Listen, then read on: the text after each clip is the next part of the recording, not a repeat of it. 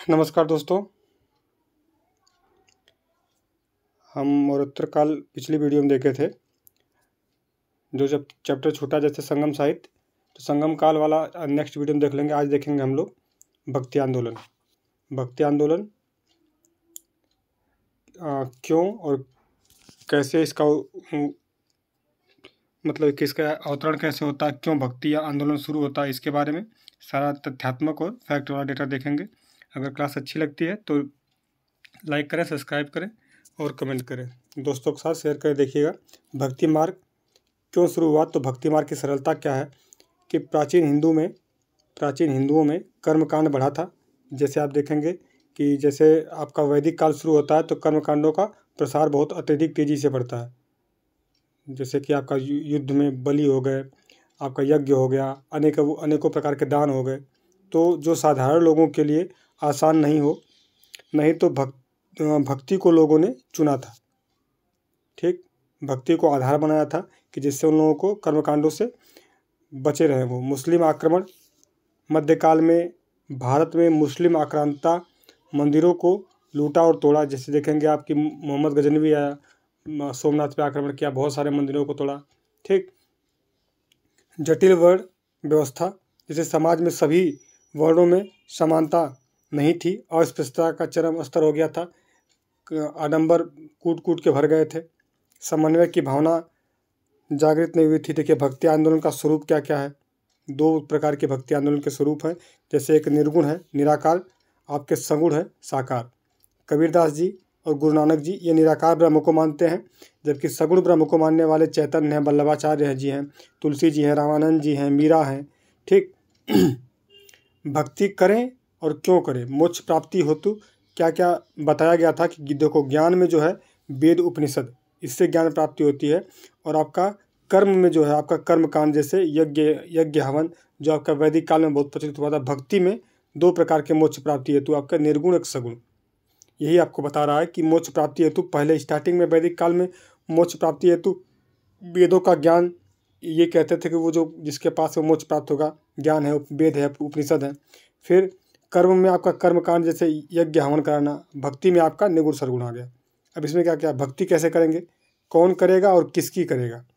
तो जो भक्त होते हैं ये सृष्टि होते हैं। भक्त जो होते हैं सृष्टि होते हैं। जो भगवान होता है वो सृष्टा होता है। सृष्टा किसके अंतर्गत आता है, जैसे सृष्टा मंदिर में और कण कण में समाहित है। किसी ने कहा कि मंदिर में समाहित है, मतलब कोई स्वरूप दे दिया, और कोई कण कण में समाहित है, जैसे भगवान हर कण में है। तो सृष्टा बराबर सृष्टि होता है। ठीक, परमात्मा बराबर आत्मा हो जाता है। जो कण कण में है तो उसी समकक्ष में बराबर है कि सृष्टा जो है, सृष्टा परमात्मा, ये सब आपस में बराबर हैं। अर्थात दो तत्व नहीं है, ये एक तत्व है। तो अद्वैतवाद का सिद्धांत मिला यहाँ पे।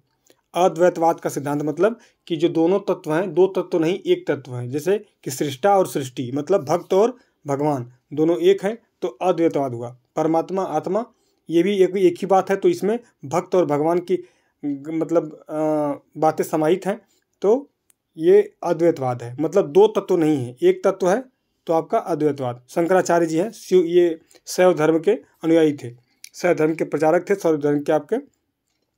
फिर देखेंगे मंदिरों में, जैसे सृष्टा है, विशिष्ट स्थान पर, जैसे मंदिर में करेंगे तो एक विशिष्ट स्थान को चुनेंगे, तो विशिष्ट स्थान पर। तो आत्मा और परमात्मा बराबर नहीं है, सृष्टि और सृष्टा बराबर नहीं है, तो दो तत्व हो गए। मतलब भगवान को अलग कर दिया, भक्त को अलग कर दिया, तो ये द्वैतवाद का सिद्धांत हो गया। माधवाचार्य करते हैं, जो विष्णु भगवान के परम भक्त थे, तो ये वैष्णव अनुयायी थे।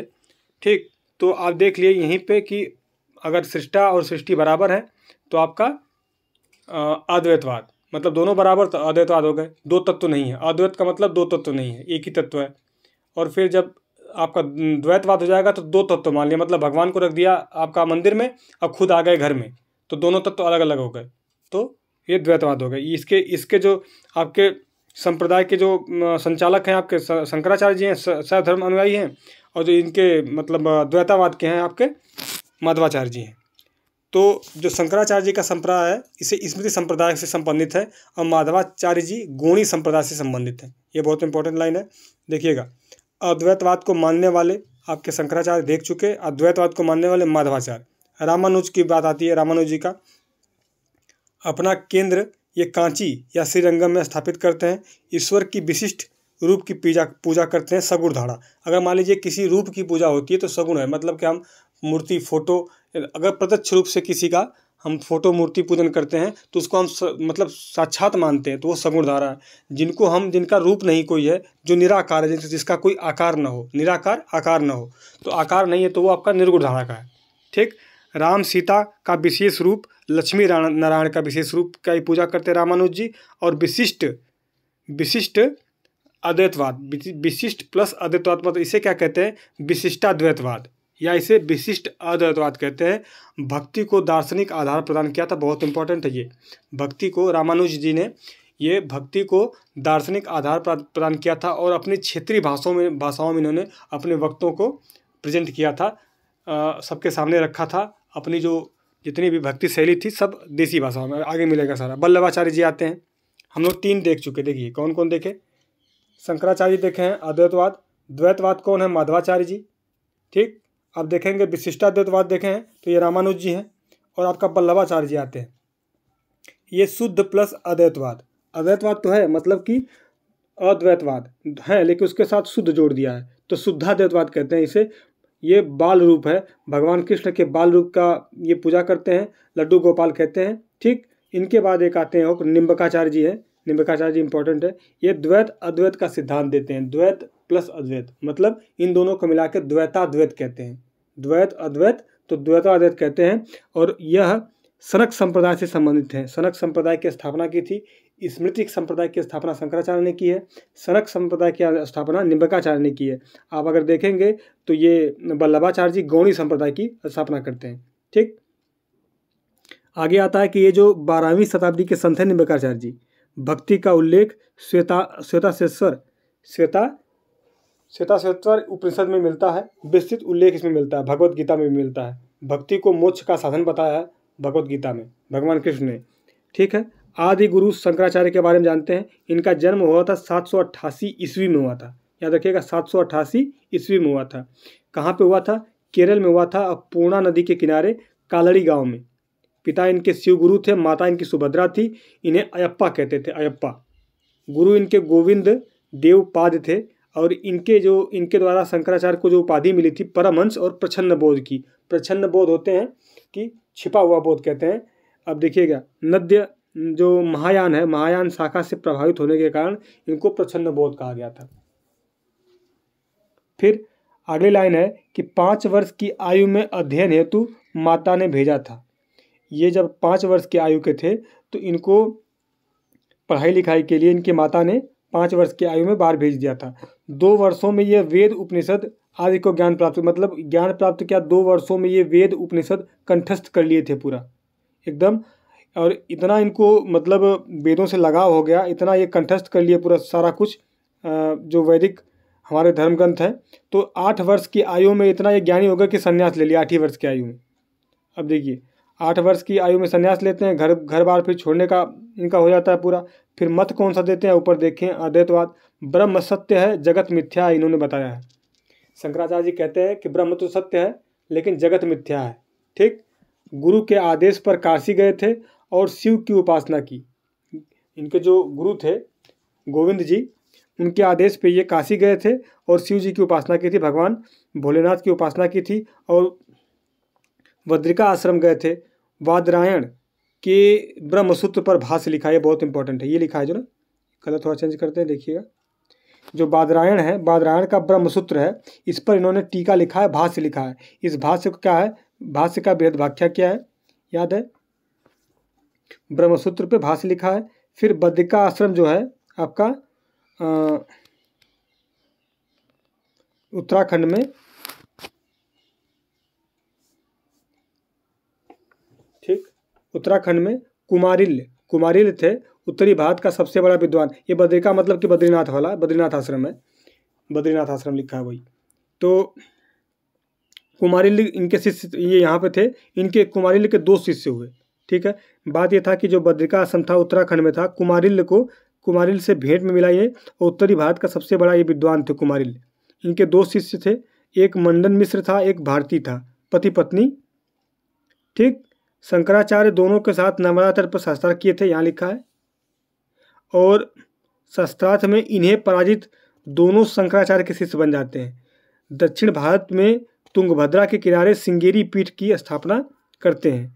ठीक है, शिव को समर्पित यह श्रृंगेरी पीठ होती है और यह श्रृंगेरी पीठ मैसूर कर्नाटक में। इसके प्रमुख किसको बनाते हैं तो मंडन मिश्र को बनाते हैं, जो आप इनके कुमारिल्य के शिष्य हैं, बाद में इनके जो आपके शंकराचार्य जी के शिष्य बन जाते हैं। यह बद्रिका आश्रम है उत्तराखंड का। आगे देखिएगा कि माता की मृत्यु के बाद संन्यास त्याग दिया और कालड़ी गए और आपका अंतिम संस्कार किया। ठीक है, पूर्वी घाट में पुरी आए और गोवर्धन मठ की स्थापना की थी। 32 वर्ष की आयु में केदारनाथ में मृत्यु हुई थी। 4 पीठों का इन्होंने आपका स्थापना की थी। 4 पीठें आपके बाकायदे ये माइंड मैप के हिसाब से है। देखिएगा, ये ऊपर होता है ऐसे है, तो ऊपर ये उत्तर है, ये दक्षिण है, ये आपका पश्चिम है, ये पूरब है। तो आप उत्तर में ज्योतिर्मठ है जो बद्रीनाथ उत्तराखंड में है।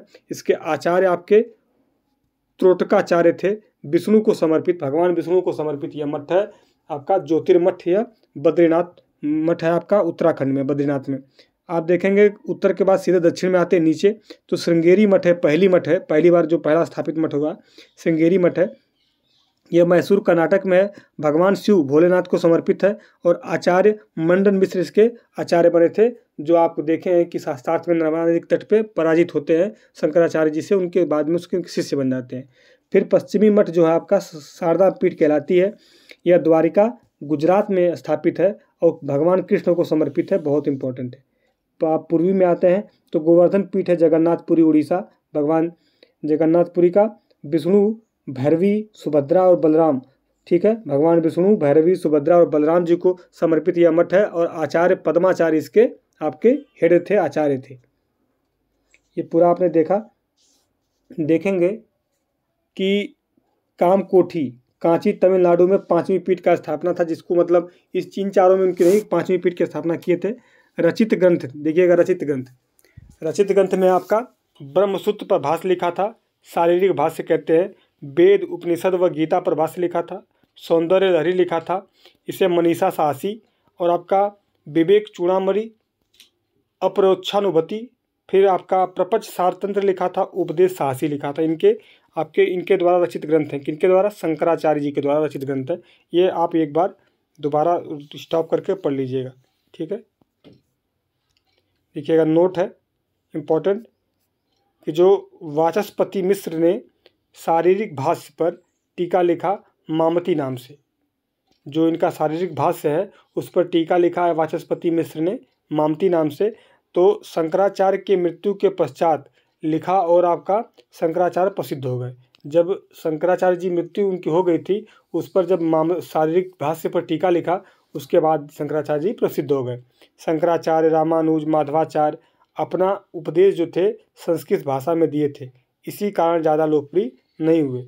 जो रामानंद थे, रामानंद की बात है, ज़्यादा लोकप्रिय हुए क्योंकि इन्होंने हिंदी भाषा में प्रयोग किया था। रामानंद, वहाँ हम रामानुज कहते हैं, रामानंद जी आपका जो कबीरदास के भी गुरु हैं, ये हिंदी भाषा में उपदेश देते हैं, इसलिए सबसे ज़्यादा लोकप्रिय यही होते हैं। क्योंकि आम जन के भाषा में अगर आप कोई वक्तव्य देंगे तो आप ज़्यादा चर्चित रहेंगे, आपको ज़्यादा सब लोग सुनेंगे। ठीक, जब श्रोता सुनेगा तभी तो आप पॉपुलर होंगे। फिर भक्ति आंदोलन का सेतु इन्हें कहते हैं। द्रविड़, ठीक है, यहाँ पे लिखा है लायो रामानंद इन्हें कहते हैं, लायो रामानंद, ठीक है। और इसलिए इन्हें कहते हैं द्रविड़ भारत के उपजो। देखिएगा क्या है, 2 अनुयायी थे। एक अनुयायी थे आपका शैव धर्म अनुयायी, इन्हें नयनार कहते थे, और वैष्णव धर्म अनुयायी इन्हें अलवार कहते थे। रामानुजाचार्य के प्रमुख ग्रंथ देखिएगा कि वेदांत संग्रहम, श्री भाष्यम, गीता भाष्यम, वेदांत दीपम, वेदांत सारम, शरणगति गद्यम, ये रामानुजाचार्य जी के प्रमुख ग्रंथ हैं, याद रखिएगा। आगे देखिए, माधवाचार्य, इनकी उपाधि पूर्ण यज्ञ, आनंद तीर्थ, वायु का तीसरा अवतार, यज्ञ में पशु बलि पर रोक लगाया था इन्होंने। इनके प्रमुख ग्रंथ हैं अणुभाष्यम, न्याय विवरणम, ठीक, गीता भाष्यम, फिर ऋग भाष्यम। ऋग्वेद के प्रथम जो 30 सूक्त पर भाष्य इन्होंने लिखा है ऋग भाष्यम नाम से। रामानंद जी का देखिएगा, दक्षिण भारत से उत्तर भारत में भक्ति आंदोलन लाने का इनको श्रेय जाता है। ठीक है, लिखा है यहाँ पे। सगुण धारा के ये संत थे और इनके जो गुरु थे रामानुज थे और राघवानंद काशी के थे, दो उनके गुरु थे। श्री संप्रदाय के 5वें गुरु थे ये, जो श्री संप्रदाय था इसके 5वें गुरु थे। विष्णु के स्थान पर, जो भगवान विष्णु के स्थान पर भगवान राम की पूजा की थी इन्होंने, और इन्होंने अपने उपदेश हिंदी में दिए थे। जाति प्रथा में विश्वास नहीं की थी, मानव धर्म में विश्वास किया था रामानंद जी ने। इनके 12 शिष्य हुए, बहुत इंपॉर्टेंट थे। जो प्रमुख शिष्य थे 12 थे इनके। शिष्यों में रविदास जी थे, इन्हीं के शिष्य थे। ठीक है, आप देखेंगे। फिर रविदास जी चमार थे, मतलब कि हरिजन कास्ट के थे। कबीर जी जुलाहा थे। फिर जानेंगे कि धाना जाट, ये जाट थे। पीपा राजपूत थे। सघना आपके कसाई थे। सेना इनके शिष्य से नाई थे। मतलब अलग अलग जाति धर्म के इनके शिष्य थे, इसलिए ये सहिष्णु माने जाते हैं कि जाति धर्म के विरोधी थे, मतलब जाति धर्म में विश्वास नहीं करते थे। ग्रंथ देखिएगा कि वैष्णव मताब्ज भास्कर लिखा इन्होंने। राम रक्षा श्रोतम पर टीका लिखा है। राम स्तुति बौद्ध कौशिक ऋषि। फिर सिद्धांत पटल, ज्ञान लीला, योग चिंतामणि और आपका सतनाम पंथी कौन लिखा है? रामानंद जी ने लिखा है। ठीक, आगे आइए मीराबाई। मीराबाई के बारे में जानते हैं। 1498 में जन्मती है, 1546 तक पृथ्वी पर रहती हैं। स्थान इनका मेड़ता, ये कुड़की नाम था। पिता इनके राजा रतन सिंह थे। पति राणा सांगा के पुत्र भोजराज थे। गुरु इनके जीव स्वामी चैतन्य संप्रदाय से थे और रैदास इनके आध्यात्मिक गुरु थे। रैदास ये कृष्ण भक्त थी। ठीक है, ग्रंथ इनके देखिएगा बहुत important. Narsi zero Miro Ratnavali, Ratna खाती से प्रेरित था ये। नरसी जी रोमायरी। गीत गोविंद पर टीका लिखा है। फिर राग गोविंद लिखा है जो सोरठा है आपका।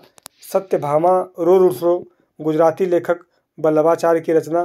फिर आपका मीरा की गरीबी, रुक्मणी मंगल, ये सब इनकी रचनाएं हैं, ग्रंथ हैं इनके। कबीरदास जी को जानेंगे। 1440 में जन्म होता है काशी में। 1510 तक का साक्ष्य है, मतलब जिंदा रहते हैं। नाम इनका कबीर, अरबी भाषा है। अर्थ इसका महान। गुरु इनके रामानंद जी थे। निर्गुण निराकार भक्ति की पूजा की थी। ठीक है, और संन्यास विचारधारा में विश्वास नहीं करते थे। गृहस्थ जीवन यापन करते थे, आपको पता है। पत्नी इनकी कमाली लुई कहते हैं। पुत्र इनके कमल थे। कबीरदास जो थे सिकंदर लोदी के समकालीन थे। इम्पोर्टेंट ये है कि अबुल फजल ने कबीरदास को मुवाहिद मतलब एकेश्वरवादी कहा है। बहुत इंपॉर्टेंट है। कौन कहा है? अबुल फजल कहा है, इसलिए इम्पोर्टेंट है। कबीर की शिक्षाओं का संकलन धर्मदास ने बीजक में किया है। बीजक के 3 भाग साखी है, शबद है और आपका रमैनी है। शिक्षाओं व सिद्धांतों का संकलन है। प्रेम और अतरंग का संकलन है। रमणी में जो आपका, इसमें दार्शनिक संकलन है। ठीक है, आगे देखिएगा। कबीरदास जी ने कबीर पंथ की स्थापना की और कबीर चौरा वाराणसी में किया था। कबीर चौरा। कबीरदास की मृत्यु जो है, मृत्यु के बाद धर्मदास गद्दी पर बैठे थे। जब कबीरदास जी की मृत्यु हो गई थी तो धर्मदास जी जो कबीरपंथी गद्दी थी उस पर बैठे थे। कबीरदास के प्रमुख अनुयायी मलूकदास थे, 1574। ठीक है, कबीर पंथ का सर्वाधिक प्रचार हुआ था। नोट देखिएगा, हजारी प्रसाद द्विवेदी ने कबीर को युग पुरुष कहा है, युग प्रवर्तक भी कहा है इनको। रविदास जी के बारे में देखें। मानव सेवा सच्चा धर्म है, निर्गुण धारा के ये प्रवर्तक थे और जन्म इनका 1398 में हुआ था, मृत्यु 1540 में। कबीर और रैदास इनके गुरु भाई थे और रैदास जो संप्रदाय की स्थापना की थी रविदास जी ने। चित्तौड़ रानी झाली व मीरा के आध्यात्मिक गुरु थे। चित्तौड़ की रानी झाली थी और मीरा के आध्यात्मिक गुरु थे। आगे आते हैं तुलसीदास जी। जन्म इनका 1511, राजापुर बांदा यूपी में। फिर अकबर के समकालीन 1574 में अवधी भाषा में रामचरितमानस की रचना की। तुलसी रामायण लिखा है। विश्व के ग्रंथों में 46वां स्थान है रामचरितमानस का। रचना करने में समय 2 वर्ष 6 महीना 26 दिन 2 वर्ष 9 महीना 26 दिन लगा था। आपका 10,902 श्लोक 7 कांडों में विभाजित है। बाल कांड आपका अयोध्या कांड है, अरण्य कांड है, किष्किंधा कांड है, और आपका किष्किंधा कांड युद्ध कांड कहते हैं, फिर लंका कांड या सुंदर कांड, फिर उत्तर कांड। सबसे बड़ा कांड आपका बाल कांड है, सबसे छोटा कांड किष्किंधा कांड है। तुलसीदास जी अभिनव वाल्मीकि कहा जाता है। तुलसीदास जी को अभिनव वाल्मीकि कहा जाता है। जो इनकी ग्रंथ हैं तुलसीदास जी के, इनके द्वारा जो कृत ग्रंथ हैं उनको देखेंगे, रचित ग्रंथ को देखेंगे। विनय पत्रिका है, अंतिम ग्रंथ इनका है। वैराग्य संदीपनी है, दोहावली इन्हीं का है, गीतावली इन्हीं का है तुलसीदास जी का, कवितावली भी तुलसीदास जी का है, पार्वती मंगल भी तुलसीदास जी का है, जानकी मंगल तुलसीदास जी का है, रामलला नाछू तुलसीदास जी का है ना, है। ठीक है। सूरदास के बारे में जानेंगे कि सूरदास जी सगुण धारा के आपके सगुण धारा के अनुयायी थे और 1478 ये हैं। अब बचपन का नाम इनके मदन मोहन था। कृष्ण भक्त थे, भगवान कृष्ण के भक्त थे। सूरदास को हिंदी साहित्य का सूर्य माना जाता है, हिंदी साहित्य का सूर्य माना जाता है। और आपके इनकी जो ग्रंथ थे ब्रज भाषा में लिखे गए, जैसे सूर सागर है, सूर सुरावली है, साहित्य लहरी है। वल्लभाचार्य जी के बारे में जानिएगा थोड़ा। कृष्णदेवराय द्वितीय के समकालीन थे। 1479 से लेकर 1531 तक का इनका समय है। देखिएगा, हाँ, कुछ वंश हैं, संस्थापक है, सन है और राजधानी है। यादव वंश की राजधानी आपका संस्थापक भिल्लम था। 1189 में स्थापना करता है। AD 1189 ईस्वी में देवगिरी राजधानी बनाता है।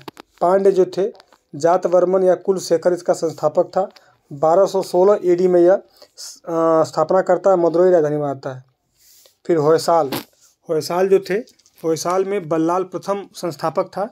1306 ईस्वी में स्थापना करता है होयसाल वंश का और आपका हलेबीडु और द्वार समुद्र राजधानी बनाता है। दिल्ली सल्तनत की स्थापना कुतुबुद्दीन ऐबक करता है 1206 ईस्वी में। दिल्ली राजधानी, पहले राजधानी लाहौर बनाता है। ये राजधानी लाहौर है, दिल्ली नहीं है।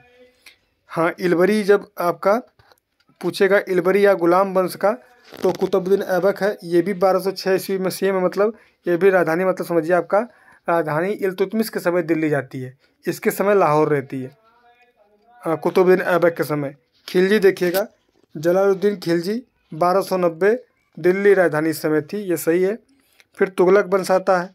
गयासुद्दीन तुगलक 1414 में स्थापना करता है और आपका दिल्ली राजधानी रहती है इसकी। सैयद वंश का खिज्र खां 1450 दिल्ली राजधानी। लोदी वंश का संस्थापक बहलोल लोदी 1451 दिल्ली में। मुगल वंश का संस्थापक बाबर 1526 आगरा या दिल्ली दोनों में। फिर देखेंगे हिंदू शाही, कल्लर संस्थापक था 883 ईस्वी में और आपका काबुल राजधानी थी। फिर कारकोट वंश की स्थापना दुर्लभ वर्धन करता है 640 ईस्वी में, कश्मीर राजधानी रहती है। उत्पल वंश अवंती वर्मन 855 ईस्वी कश्मीर में। पूर्वी गंग वंश की स्थापना इंद्रवर्मन किया था और 550 AD में कलिंग नगर राजधानी बनाता है। कलचुरी या चेदी वंश कोकल प्रथम करता है इसकी स्थापना 890 ईस्वी में और त्रिपुरी राजधानी बनाता है। कोकल, चेदी, त्रिपुरी मध्य प्रदेश। आभीर आपका ईश्वर सेन ने स्थापना करता है 900 ईस्वी में और बमन स्थली राजधानी बनाता है। तोमर देखिएगा, अनंगपाल 800 ईस्वी में दिल्ली का कहते हैं, दिल्ली कहते हैं, ये राजधानी बनाता है। लोहार वंश की स्थापना साम्राज्य राज 1003 में कश्मीर को राजधानी बनाता है। काकतीय वारंगल वंश कहते हैं, बेत इसका जो था संस्थापक था। 1060 ईस्वी में हैदराबाद राजधानी रहती है। इक्ष्वाकु वंश चम्मत मूल प्रथम स्थापना करता है 250 ईस्वी में, नागार्जुन कोंडा को राजधानी बनाता है। फिर पश्चिमी गंग कोंकणी वंश कोंकणी वर्धन 350 ईस्वी में कोलार को राजधानी बनाता है। कादम्ब देखेंगे आपका मयूर शर्मन, फिर उसके बाद संस्थापक है वो, और 275 में ईस्वी में बनवासी में राजधानी बनाता है यह, मतलब स्थापना करता है 275 ईस्वी में। मैत्रक वंश का भट्टार्क जो होता है संस्थापक होता है और वल्लभी राजधानी बनाता है। कामरूप में पुष्पवर्मन है, कामरूप मतलब असम में, 400 वर्ष मतलब 400 ईस्वी में इसकी स्थापना होती है। असम कामरूप राजधानी रहती है। वाकाटक विंध्य शेख इसका संस्थापक है। 300 AD में इसकी स्थापना होती है। मध्य प्रांत के अंतर्गत आता है, यही पे राजधानी है। ठीक है, आगे देखेंगे। हर्यक वंश आपका बिम्बिसार 542 BC राज्य की राजधानी शिशुनाग है। शिशुनाग वंश आपका 413 BC मतलब बिफोर क्राइस्ट पाटलिपुत्र। नंद वंश में महापद्म नंद संस्थापक 362 ईस्वी और ईस्वी पूर्व पाटलिपुत्र। मौर्य का चंद्रगुप्त मौर्य 321 ईस्वी पूर्व पाटलिपुत्र। शुंग वंश का आपका पुष्यमित्र शुंग 185 ईस्वी पूर्व तक विदिशा। कर्ण वंश वसुमित्र 71 ईस्वी पूर्व आपका पाटलिपुत्र। ठीक है, सातवाहन सिमुक 50 ईस्वी पूर्व पैठण प्रतिष्ठान। गुप्त का जो है चंद्रगुप्त प्रथम संस्थापक है, 320 में स्थापना, 319 पाटलिपुत्र में राजधानी। पुष्पभूति प्रभाकर वर्धन नरवर्धन 600 ईस्वी में ज्ञाथानेश्वर। राष्ट्रकूट दंती दुर्ग स्थापना करता है 757 AD में मान्यखेत। पल्लव जो थे सिंह विष्णु स्थापना करता है 650 ईस्वी में कांचीपुरम में। पश्चिमी चालुक्य पुलकेशिन प्रथम 1543 ईस्वी में वातापी और वादाबी को राजधानी बनाता है। ठीक है, पुलकेशिन हो गया पूर्वी चालुक्य। पश्चिमी चालुक्य तैला द्वितीय 973 AD कल्याणी। चोल वंश की स्थापना विजयालय ने की थी और आपका 850 ईस्वी में तंजौर और तंजावुर कहते हैं इसे। पाल वंश की संस्थापना गोपाल करता है 753 ईस्वी में मुंगेर राजधानी बनाता है। सेन वंश का विजयासेन करता है और 1118 ईस्वी में आके स्थापना करता है इसकी। बीजापुर राजधानी रहती है। चंदेल वंश है आपका नुन्नुक चंदेल 916 ईस्वी बुंदेलखंड राजधानी। गुर्जर प्रतिहार नागपट प्रथम 800 ईस्वी कन्नौज राजधानी। ठीक है, आगे देखेंगे। परमार वंश कृष्णराज या उपेंद्र 974 ईस्वी और आपका धार उज्जैन राजधानी बनाता है। चौहान वंश विग्रहराज सेकेंड 973 ईस्वी अजमेर राजधानी बनाता है। गाढ़वाल वंश चंद्रदेव इसका संस्थापक है 1090 ईस्वी में कन्नौज राजधानी बनाता है। सरकी है आपका मलिक सरवर 1394 ईस्वी जौनपुर राजधानी। सिसोदिया है हमीर 1509 में मेवाड़ राजधानी। विजयनगर हरिहर बुक्का प्रथम 1336 AD हम्पी राजधानी है। फिर बहमनी में आपका अलाउद्दीन हसन बहमन शाह 1347 में गुलबर्गा बीदर पे आक्रमण करके उसको जीत लेता है। फिर देखेंगे अब बहमनी आपका अलाउद्दीन हो गया नहीं, गुलबर्गा बीदर 1347। निजाम शाही मलिक अहमद बहरी ये 1490 AD अहमदनगर। आदिल शाही यूसुफ आदिल शाह 1490 बीजापुर। कुसुफ शाही आपका सुल्तान कुली 1518 गोलकुंडा। ठीक है, गोलकुंडा राजधानी थी। आगे देखेंगे कि वारिद शाही अली वारिद इसका संस्थापक 1528 में होता है, बीदर राजधानी रहती है। इमाम शाही फतुल्ला खां 1490 में स्थापना और बरार राजधानी है। ठीक है, आगे देखिएगा कि कृष्णदेव राय के समय 2 ग्रंथ सुबोधिनी सिद्धांत रहस्य रुद्र संप्रदाय की स्थापना की गई थी। पुष्टि मार्ग व भक्ति मार्ग होता गुरु नानक के बारे में 1469 से 38 तक। निर्गुण धारा निर्गुण ईश्वर के अकाल पुरुष तक और उनकी उदासियाँ लिखी गई हैं।